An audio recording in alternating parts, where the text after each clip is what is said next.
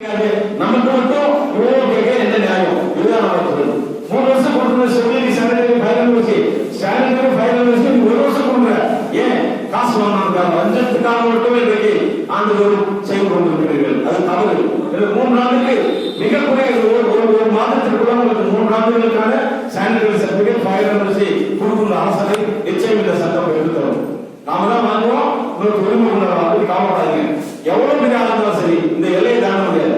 நம்ம கன்னியாகுமரி போன ஒரு கூட்டம் வரும்.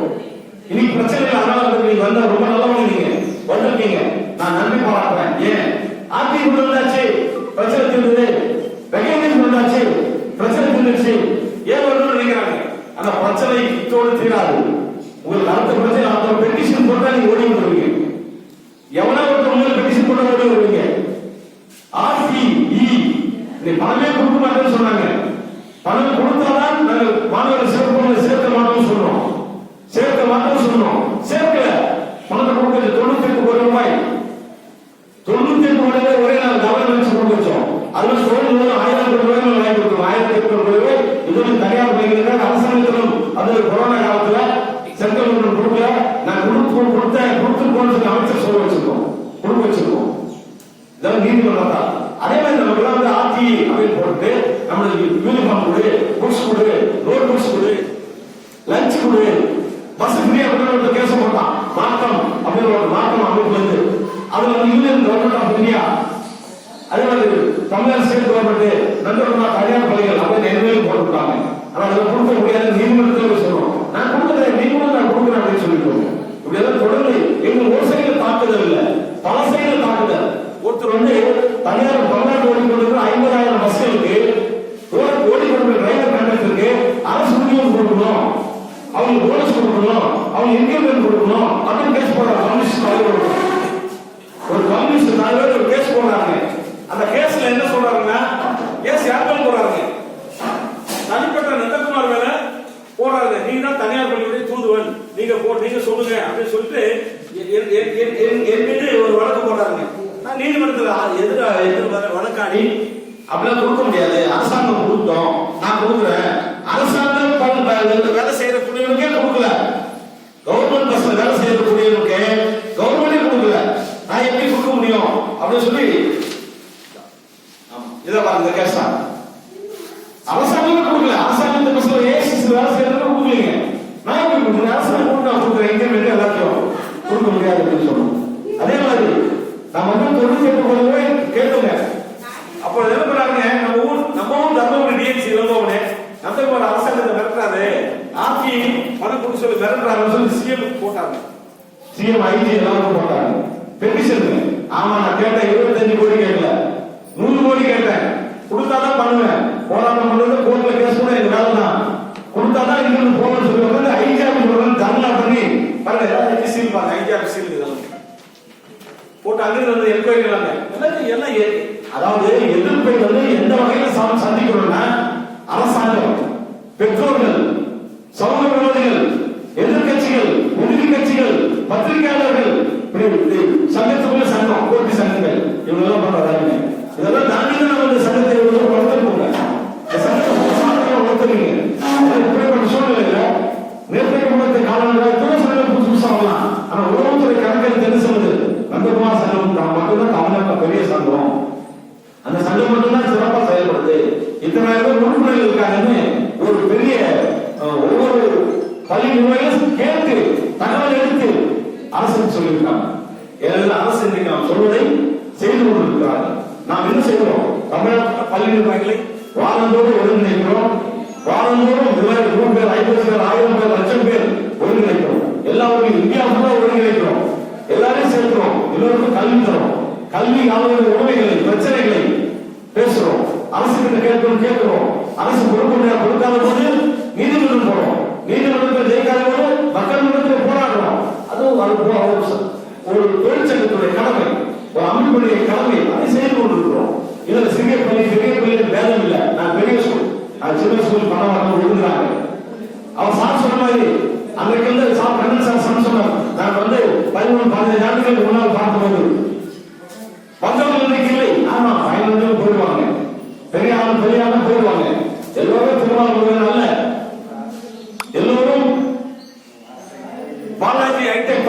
நீங்க உங்க மாதிரி நல்லவங்க இல்ல, எல்லாருமே வருவாங்க, யூஸ் பண்ணிக்குவாங்க, தூக்கி எறிஞ்சிட்டு போயிடுவாங்க. ஆனா நாம் நாமாவே இருப்போம், நாம் நாமாவே இருப்போம், நாம் நல்லது செய்வோம். எனக்கு தெரிஞ்சு இந்த ஊரில் எல்லா பள்ளிகளும் கால்படாத பள்ளியில நான் தான் போய் இனாகிரேட் பண்ணிருக்கேன், எல்லா நிகழ்வுகளும் கலந்துருக்கேன், எல்லாரும் வேலைக்கு பண்ணி கொடுத்துட்டு இருக்கோம். அதனால நமக்கு இப்போ எல்லாரும் பண்ணுவோம், ஏன்னா இயல்பு எல்லாரும் நல்லா இருக்கணும், அவ்வளவுதான். அதுதான் நம்ம பார்ப்போம். எனவே நீங்க அதை பத்தி எல்லாம் கவலைப்படாதீங்க, நம்ம எல்லாம் ஒன்றாக இருந்தால் நன்றாக இருப்போம் என்பதற்காகத்தான் இப்ப இன்சூரன்ஸ் கூட இருக்குங்க. அந்த இன்சூரன்ஸ் பாத்தீங்கன்னா நீங்க ஒவ்வொருத்தரும் பல லட்சம் கட்டுறீங்க, 10,000 கட்டுறீங்க, 50% டிஸ்கவுண்ட்டுங்க. நீங்களே போட்டுக்கலாம், நீங்களே எடுத்துக்கலாம், உங்க பேரண்ட்ஸ், டீச்சர்ஸ் எல்லாமே நீங்க வந்து அதுல இன்க்ளூட் பண்ணலாம். அது வரக்கூடிய நீங்களே எடுத்துக்கலாம். அந்த மாதிரி சிஸ்டம் பண்ணிருக்கோம், அந்த மாதிரி சிஸ்டம் பண்ணிருக்கோம். நீங்க அதை விளக்க சொல்லி வந்திருக்காங்க, அதையும் நீங்க பயன்படுத்திக் கொள்ளுங்கள். சொன்ன மாதிரி மாசம் மாசம் கொடுக்க வேண்டாம், 3 மாசம் கொடுக்குறோம், 6 மாசம் கொடுங்க, பேசுங்க, கஸ்டமர்ஸ் சொல்லுங்கள், இன்னும் அலாவலாவுங்க, ஒருத்தர் பேசிட்டு சந்தோஷமா இருங்க. போட்டி நம்ம பெரிய இலக்கியம் தெரியுங்களா, முதல்ல பக்கத்துல இருக்கிற ஸ்கூல்காரன் பேச மாட்டான், எதிரே நினைப்பான். இன்னைக்கு அப்படி இல்லை, நம்ம எல்லோரும் ஒண்ணு சேர்றோங்க. எவ்வளவு தொழில் தொழில் போட்டி இருக்கலாம், பொறாமை இருக்கக்கூடாது. கல்வி மேம்பாட்டுக்காக, மாணவர்கள் கல்வி மேம்பாட்டுக்காக, ஆசிரியர்கள் கல்வி தரத்தை, ஆசிரியர் கற்பிக்கும் தரத்தை உயர்த்துவதற்காக நீ பாடத்திட்டத்தை மாற்றம் சொன்னோம். ஒரே சங்கம் 13 ஆண்டுகளுக்கு பின்னால் பாடத்திட்டத்தை மாற்றிருக்கோம், தேர்வு முறைகளை மாற்றிருக்கோம். SMS ஆன்சர் வச்சு புளிச்சல் வந்து வரலாறு நம்ம மாவட்டத்தில் தெரியும்.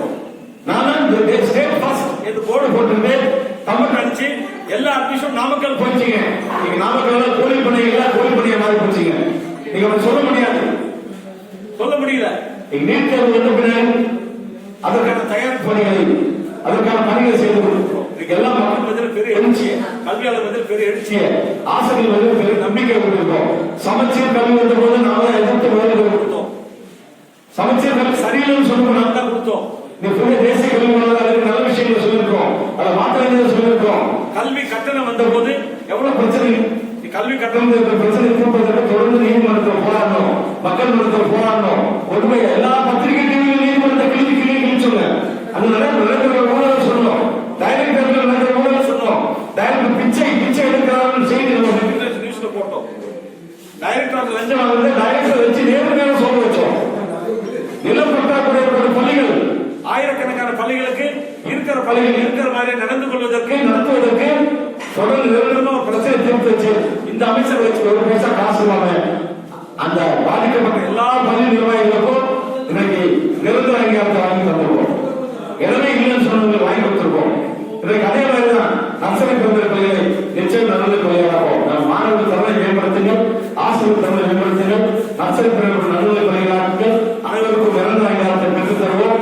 அனைத்து பள்ளி வாகனங்களுக்குரிய இன்சூரன்ஸ் கட்டணங்களை புரோக்கர்கள் போக வேண்டாம், நாமளே 50% சலுகையோடு நீங்களே உங்கள் சலுகை நீங்க எடுத்துக்கலாம். நீங்கள் வந்து கல்வி கட்டணத்தை நிர்ணயித்து தருவோம். நீங்கள் வாங்க எவ்வளவு கட்டணம் வாங்க எவ்வளவு பார்த்துக்கிறோம். நீ 1 லட்சம் ஃபீஸ் வந்து வாங்கிக்கோங்க, 3 லட்சம் ஃபீஸ் வந்து ஸ்கூல் உண்டு தெரியுமா உங்களுக்கு, 3 லட்சம் ஃபீஸ் உண்டு.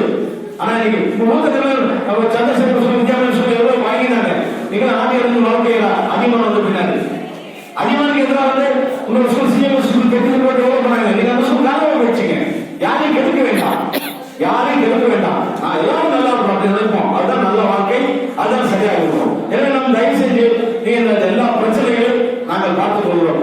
RTI இருக்கு, இன்ஃபர்மேஷன் ஆக்ட் கேட்பாங்க, ரைட் டு இன்ஃபர்மேஷன் ஆக்ட். 10 ரூபாய் ஸ்டாம்ப் பண்ணிட்டு உங்களுக்கு கேட்பான், எந்த தகவலும் யாரும் தரக்கூடாது. எந்த தகவலும் யாருக்கும் தரக்கூடாது. அவன் டிஓசிஓ கேட்பான், டிஓசிஓ உங்களுக்கு அனுப்புவாங்க, உங்களுக்கு சொல்லுவாங்க, கொடுக்காதீங்க. ஏனென்றால் தகவல் கேட்பவர் நமது பள்ளி மாணவன், பள்ளியின் பெற்றோர் அல்ல மாணவன். நாம் அரசாங்கத்தில் வந்து 5 காசுக்கு கூட நிதி உதவி பெறுவதில்லை, 1 பைசா கூட கவர்மெண்ட் நிதி கொடுப்பதில்லை. RTI ஃபண்டுக்கு சம்பந்தம் இல்லை, RTI ஃபண்டுக்கு சம்பந்தம் இல்லை, நிதி உதவி பெறுவதில்லை. எனவே நாம் யார் எந்த தகவல் கேட்டாலும் கொடுக்க வேண்டியது என்று உச்ச நீதிமன்றம், உயர்நீதிமன்றம் தீர்ப்பு வழங்கியிருக்கிறது. அது நாம் காப்பீங்க தகவல். ஏன்னா நீங்க யாருக்கும் எந்த தகவலையும் தர வேண்டியதில்லை.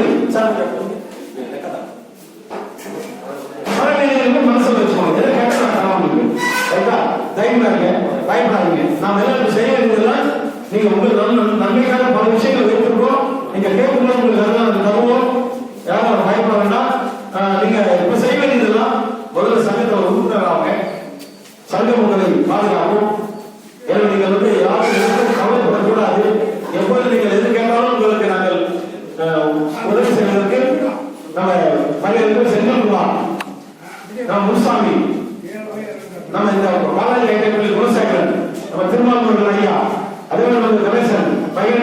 இன்னொரு பெரிய டீம் 1700 பேர் அந்த சங்க தலைவர்களா இருக்காங்க. அதுல இந்த சங்கத்துல நாகராஜன் தமிழர் வந்திருக்காரு. ஏவந்தானே எவ்வளவு ஒரு பெரிய நிகழ்ச்சி ஆகினோம் என்ன பார்க்கலாம் வந்திருக்காரு. அவர் சொல்றாங்க சங்கம் வளரணும்னா அதோட விதிகளை நீங்கள் முதல்ல தெரிந்து கொள்ளுங்கள். சங்கம் வளர வேண்டும் அதோட விதிகளை நீங்கள் அறிந்து கொள்ளுங்கள். ஆக்கம் தரும் ஆலோசனைகளை கொடுங்கள். சங்கத்திற்கு ஆக்கம் தரும் ஆலோசனைகளை கொடுங்கள். விரிவான பிறரும் சங்கத்தை பற்றி பேசாதீர்கள். எந்த சங்கத்தை பற்றி பேசாதீர்கள். நமக்கு வேலை இல்லை. ஈடுகள் சிறப்பு அறிவிங்கள். 2000 ரூபாய் கொடுத்தா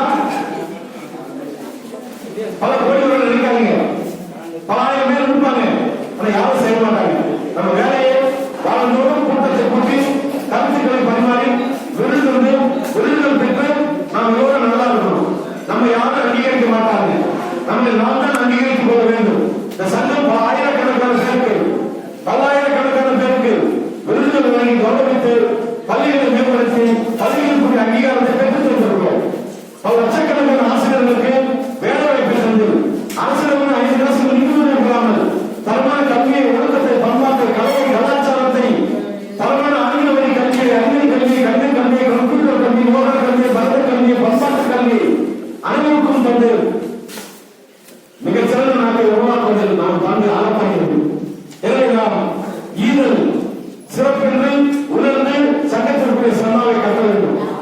உரிமை போதும் நாம் அனைவரும் கடமையை செய்ய வேண்டும்.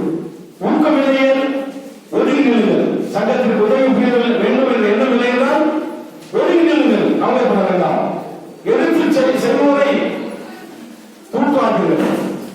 எடுத்து செல்வோரை தூக்காட்டுங்கள். எடுத்து செய்வதை தப்பா பேசாதீங்க. தயவு செய்து ஏற்கும் பதவியை பொறுப்புடன் வகியுங்கள். இன்றைக்கு செந்தில்குமார் அவர்கள் தலைவராக பொறுப்பேற்றிருக்கிறார். அவர் ஏற்கிற பதவியை நாம் எல்லோரும் சிறப்பு செய்து அவருக்கு கௌரவம் செய்ய வேண்டும். ஐயம் இருந்தால் நேரில் தெளிவு பெறுங்கள். சந்தேகம் இருந்தால் சட்டத்தை பற்றி நேரில் கேட்டு தெளிவு பெறுங்கள்.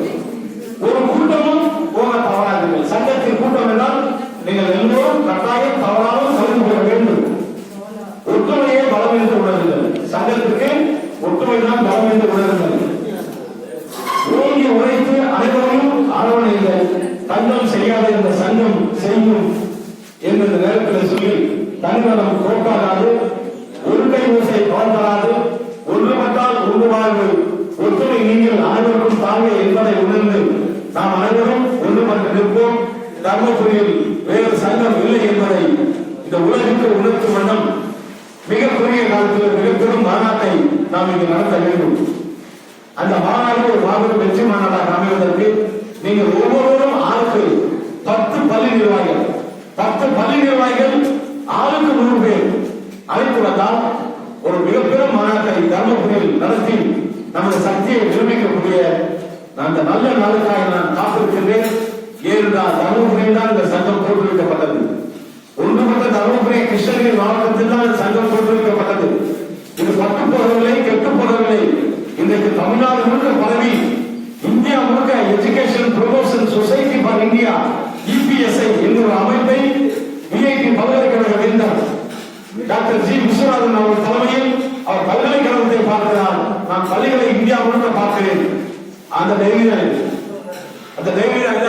பாத்தீங்கன்னா ரமேஷ் பொக்ரியால் இந்தியா முழுக்க எத்தனை யூனிவர்சிட்டி என்ன இருக்கு, என்ன காலேஜ், எல்லாம் நீட்டை எல்லாமே இதுல இருக்குங்க. இதுல வந்து தலைவராகவே EPSI தலைவராக பாரத பிரதமரும் இந்தியாவுடைய ஜனாதிபதி தலைவராக இருந்து இந்தியாவில் டெல்லியில் இருக்கிற எல்லா இடங்களும் அவர் கலந்து கொள்கிறார்கள். சங்கம் ஒரு மாபெரும் அகில இந்திய அமைப்பு, அரசு ஏற்றுக்கொண்ட அமைப்பு. அரசாங்கத்தில் கல்வித்துறை என்று எடுத்துக்கொண்டால் எந்த வழக்கானாலும் நம்ம சங்கத்தின் பயன் இருக்கும். எந்த வழக்கானாலும் கல்வி கட்டணம் என்றால் இந்தியாவில் எங்கே கல்வி கட்டண பிரச்சனை என்றாலும் நம் சங்கத்தின் பேரும் நந்தகுமார் பேரும் அந்த சட்ட புத்தகத்தில் இருக்கிறது. நீங்கள் மறந்துவிடக்கூடாது. சட்ட புத்தகத்தில் ஒரு பெயர் இருக்கிறது. நம்ம சங்கம் தான் இன்றைக்கு அமைக்கை எப்படி செய்யும் ஜார்ஜ் பெரிய 1 லட்சம் பேர் தனக்கு பெரிய மாநாடு போட்டு ஒரு நம்பிக்கையை ஊட்டி இன்றைக்கு சமச்சீர் கல்வியிலிருந்து பாதுகாத்தாமோ, கல்வி கட்டணங்களை சிறைபிடிக்காமல் பள்ளிகளை சீர் வைக்காமல் பாதுகாத்தாமோ, அதே போல் உங்கள் ஒவ்வொரு நாளும் ஒவ்வொரு வகுப்போடு பாதுகாப்போம். நம்பிக்கை இருங்கள். நீங்கள் ஒவ்வொருவரும் இந்த சங்கத்திற்கு உறுதுணையாக சொல்லி வந்திருக்கிற அத்தனை பேரையும் நான் உயர்பூர்வமாக பாராட்டுகிறேன். நல்ல கருத்துக்களை சொன்ன நல்ல பள்ளி நிர்வாகிகள் அனைவருக்கும் நான் மீண்டும் ஒரு நன்றி கூறி நீங்கள் மரியாதை செந்தில்குமார் அவர்களுக்கு, முனுசாமி அவர்களுக்கு, குணசேகரன் அவர்களுக்கு, நம்ம பாய் சிறாணி பாய் நம்மளோட நிரந்தர நட்புக்கு சொந்தக்காரர், அல்லாஹ்வின் நல்லவர், அவர்களை அந்த நேரத்தில் வணங்கி வாழ்த்தி அருமையான சிற்றுண்டியை உங்களுக்கு அரசு உணவு ஏற்பாடு செய்திருக்கிறார்கள். குணசேகரன் அவர்கள் குடும்பத்தாருக்கு நன்றி பாராட்டி நான் நிறைவு செய்கிறேன். நன்றி, வணக்கம்.